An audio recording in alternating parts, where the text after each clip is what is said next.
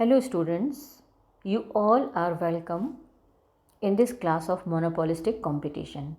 हम लोग market structure पढ़ रहे हैं और आज उसी कंटिन्यूशन में हमारा टॉपिक है एकाधिकारात्मक प्रतियोगिता। हमने परफेक्ट कंपटीशन भी पढ़ा, हमने मोनोपोलिस्ट या मोनोपोली मार्केट भी पढ़ा और आज हम मोनोपोलिस्टिक कंपटीशन एकाधिकारात्मक प्रतियोगिता के बारे में पढ़ रहे हैं। जैसा कि इसके नाम से ही हमको ये एहसास हो जाता है, ये अंदाज़ा हो जाता है कि इसमें एकाधिकार भी पाया जाता है और प्रतिस्पर्धा भी पाई जाती है, यानी ऐसी प्रतिस्पर्धा जो कि मोनोपोलीज के बीच में होती है। मोनोपोलिस्ट, जितने भी मोनोपोलिस्ट होते हैं, यानी सारे एकाधिकारी मिलकर के प्रतियोगिता करते हैं, तो ये एकाधिकारात्मक प्रतियोगिता कहलाती है। एकाधिकार का तत्व तो इस रूप में पाया जाता है कि हर विक्रेता के अपने कुछ ग्राहक होते हैं, जिनके कारण कि वो अपने कुछ प्रोडक्ट डिफरेंशिएशन के कारण थोड़ी सी ऊंची कीमत लेने में सफल हो जाती है।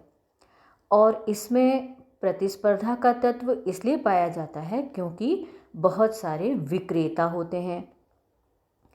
क्योंकि बहुत सारे विक्रेता होते हैं, इसलिए एक फर्म का अपनी वस्तु की कीमत पर बहुत ज़्यादा प्रभाव नहीं पड़ता।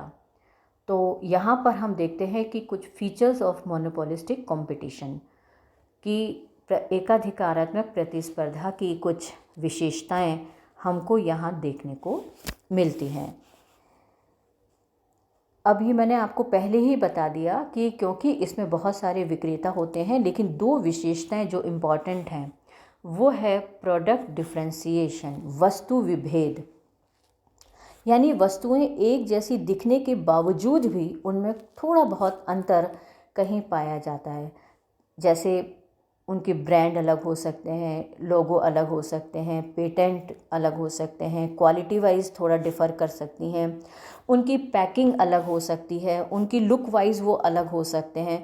जैसे मार्केट में साबुन है तो बहुत तरह के साबुन मार्केट में अवेलेबल हैं, हेयर ऑयल है तो हर ब्रांड का हेयर ऑयल अवेलेबल है, सर्फ है तो कई तरह के सर्फ मार्केट में अवेलेबल है और हम अपनी पसंद के अनुसार इन चीज़ों को खरीदते हैं।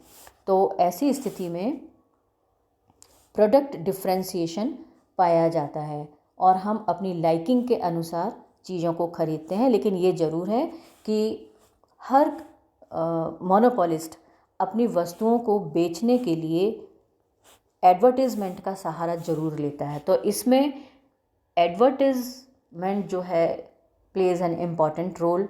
मार्केटिंग स्ट्रेटजीज़ होती हैं उनकी कि बाज़ार में किस तरह से अपने प्रोडक्ट को वो अधिक से अधिक मात्रा में बेच सकते हैं और अपना लाभ कमा सकते हैं।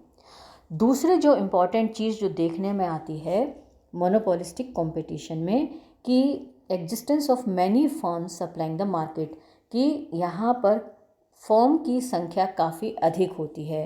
इसका मतलब है कि फर्म जो हैं दीर्घकाल में आसानी से एंटर कर सकती हैं, एग्ज़िट कर सकती हैं, फ्री एंट्री है, एग्ज़िट है, और इसीलिए दीर्घकाल में किसी भी फर्म को एबनॉर्मल प्रॉफिट नहीं मिलते हैं। और यहाँ पर एक और इम्पॉर्टेंट चीज़ जो हमको समझनी है कि जिस तरह से हमने मोनोपोली मार्केट देखा था, तो उसमें हमने देखा था कि जो डिमांड कर्व है, AR-MR कर्व हैं, वो बहुत कम लोच वाले होते हैं, लेकिन यहाँ पर ये लोच वाले होते हैं।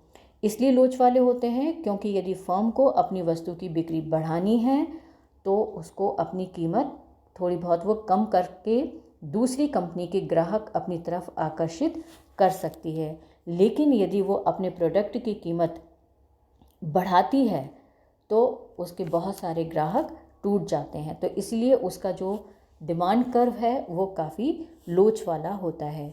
यहाँ पर इसी चीज़ को मैंने हिंदी में लिखा है। इनकी कुछ मान्यताएं हैं, जैसे क्रेता और विक्रेताओं की काफ़ी बड़ी संख्या होती है, इनके निकट के स्थानापन्न पदार्थ होते हैं, यानी वस्तु विभेद पाया जाता है, और फर्मों को बाजार में प्रवेश करने और बाजार से बाहर जाने की पूरी स्वतंत्रता होती है, और ग्राहकों को, उपभोक्ताओं को बाजार की स्थिति का संपूर्ण ज्ञान होता है।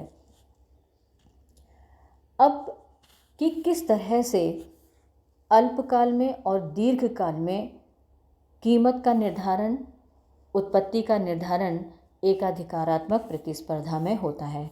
तो बच्चों, यहाँ पर सबसे पहले अपन देखते हैं कि किस तरह से अर्थव्यवस्था में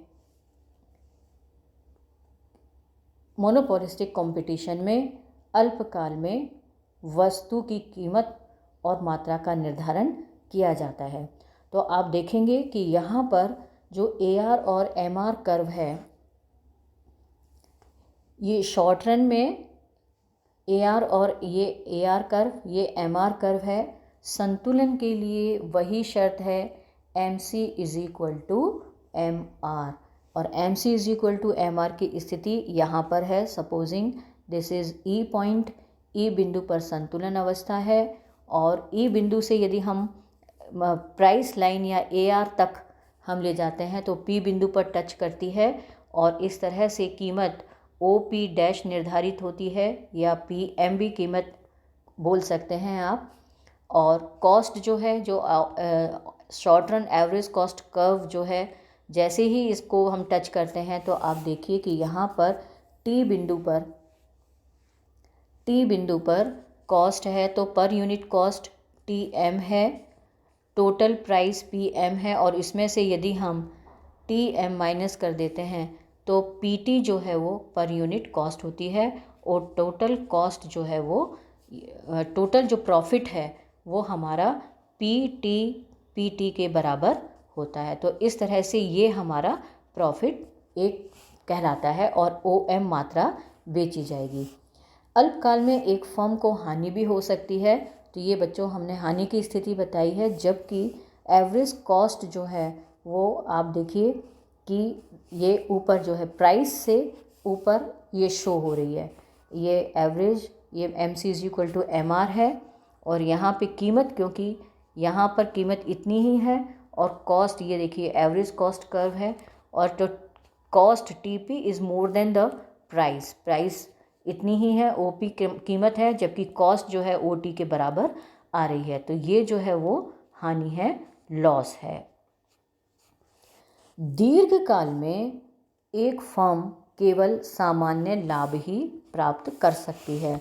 ये लॉन्ग रन का संतुलन की स्थिति है एकाधिकारात्मक प्रतिस्पर्धा में, और आप बहुत देख सकते हैं इजीली कि ये जो हमारे long run average cost curve हैं, ये हमारे AR को टच करते हैं, और MC = MR की स्थिति इस बिंदु पर है, और ये आप देखिए इतनी ही कीमत है जितनी वस्तु की उत्पादन मात्रा OM है, कीमत PM के बराबर है। तो इस तरह से दीर्घकाल में एक फर्म केवल सामान्य लाभ ही कमा सकती है। क्यों कमा सकती है? क्योंकि यहाँ पर फर्में दीर्घकाल में आसानी से आ जा सकती हैं। सो बच्चों, that is all about monopolistic competition, एकाधिकारात्मक प्रतिस्पर्धा।